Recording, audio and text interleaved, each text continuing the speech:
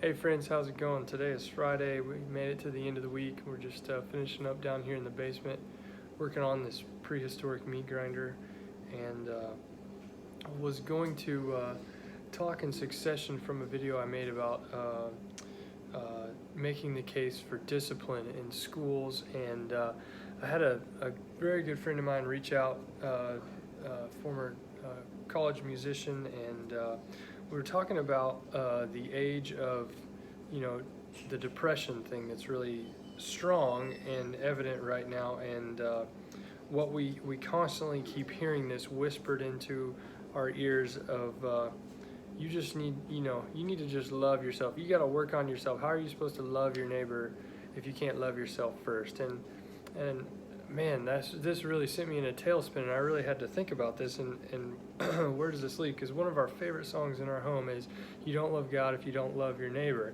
and where do we fit into the mix? And I thought it was interesting.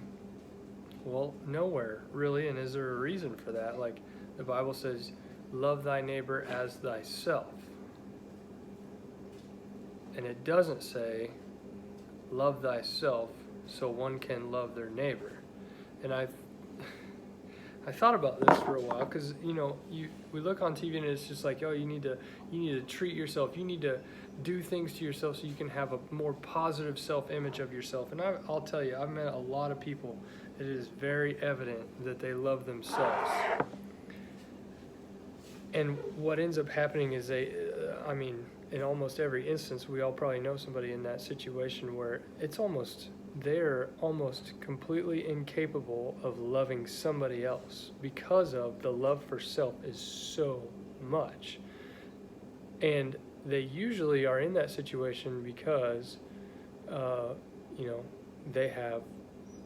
they are in pursuit of a high image of themselves. And what I have come to find is, the more I try to love myself, the more I dislike, the more disappointed I become, and the more self-seeking and the more self-centered I become, and it leads to almost like a psychopathic mind, really.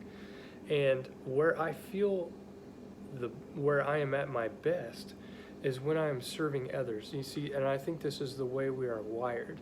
We talk about when I try to serve myself with things, what do we have? We all have it. What's it called? Yeah, it's called buyer's remorse. We feel that remorse for what we've done. When we try to serve our flesh or serve ourselves by, treating ourselves to food or copious amounts of drink, what do we have? We have regret.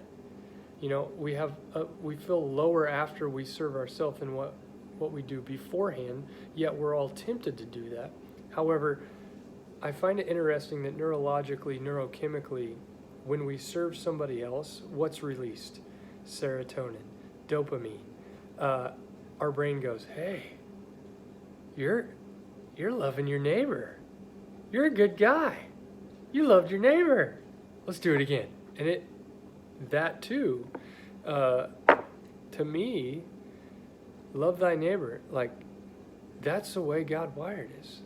He didn't love us to love ourselves. This is not the airplane analogy where it's like put the oxygen mask on yourself so that you can help somebody else because you can't help somebody else if you're dead. Well, right now the world's just telling you, serve yourself, love yourself. Yeah.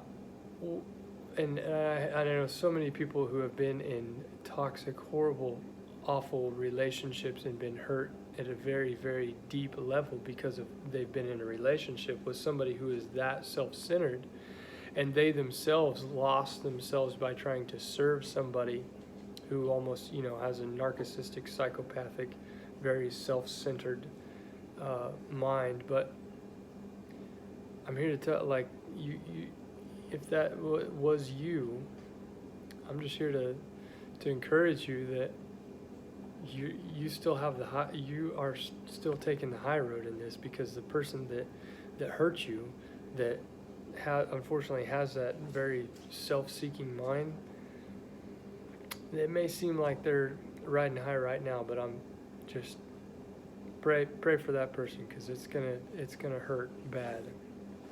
Anyway, I thought this was such an interesting thought process.